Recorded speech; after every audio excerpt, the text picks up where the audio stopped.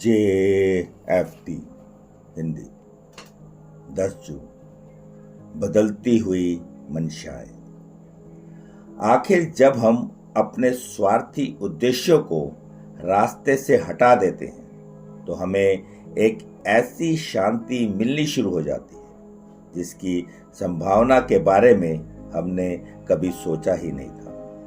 Basic test पृष्ठ 43। जब हम अपनी आस्था, अपने कार्यों और अपनी मंशाओं पर अपने सुधरने के दौरान विचार करते हैं तो हम पाते हैं कि कभी कभी हम गलत उद्देश्यों के लिए कुछ कर बैठते हैं। शुरुआती रिकवरी के दौरान हमने काफी पैसा और वक्त लोगों पर खर्च कर दिया था ताकि वे हमसे लगाव स्थापित करें, पर बाद में हमने देखा कि हम अभी भी लोगों पर पैसा खर्च कर रहे हैं, लेकिन इस बार हमारे उद्देश्य, हमारी मंशाएं बदल गई हैं। अब हम ऐसा इसलिए कर रहे हैं कि अब हम उन्हें चाहने लगे हैं, या शायद अब हम रोमांटिक तौर पर एनए के लोगों में इतना घुल मिल गए हैं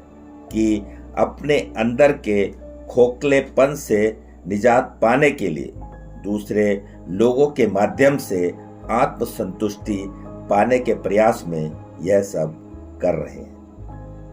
हमारे इस रोमांटिक जुड़ाव के कारण और आधार अब यही है कि हम अपने बराबर के स्तर के संगी साथियों के साथ अपनी अनुकूल फलगामी जिंदगी को बांटना चाहते हैं।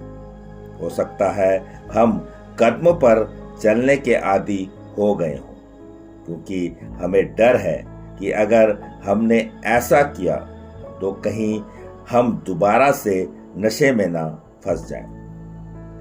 आज हम एनए कार्यक्रम के कदमों का अनुपालन इसलिए करते हैं क्योंकि हम आध्यात्मिक विकास की दिशा में बढ़ना चाहते हैं।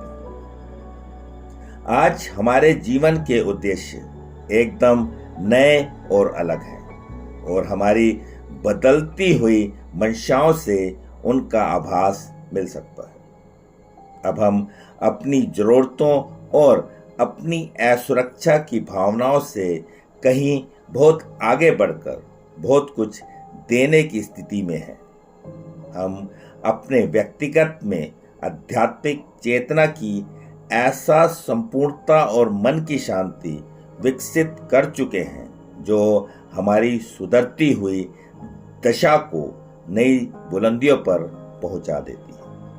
हम दूसरों के साथ अपना लगाव बढ़ाते हैं और पूरी उदारता के साथ अपने सुधार के अनुभव उनसे बांटते हैं, और इस तरह जो फर्क हम एक विरासत के रूप में छोड़ जाते हैं वह उन लोगों के वास्ते है जिन्हें अभी हमसे भविष्य में जुड़ना है।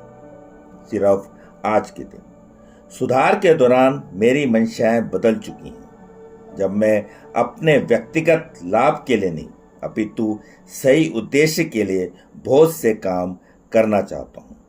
आज मैं अपनी मंशाओं पर गौर करूंगा।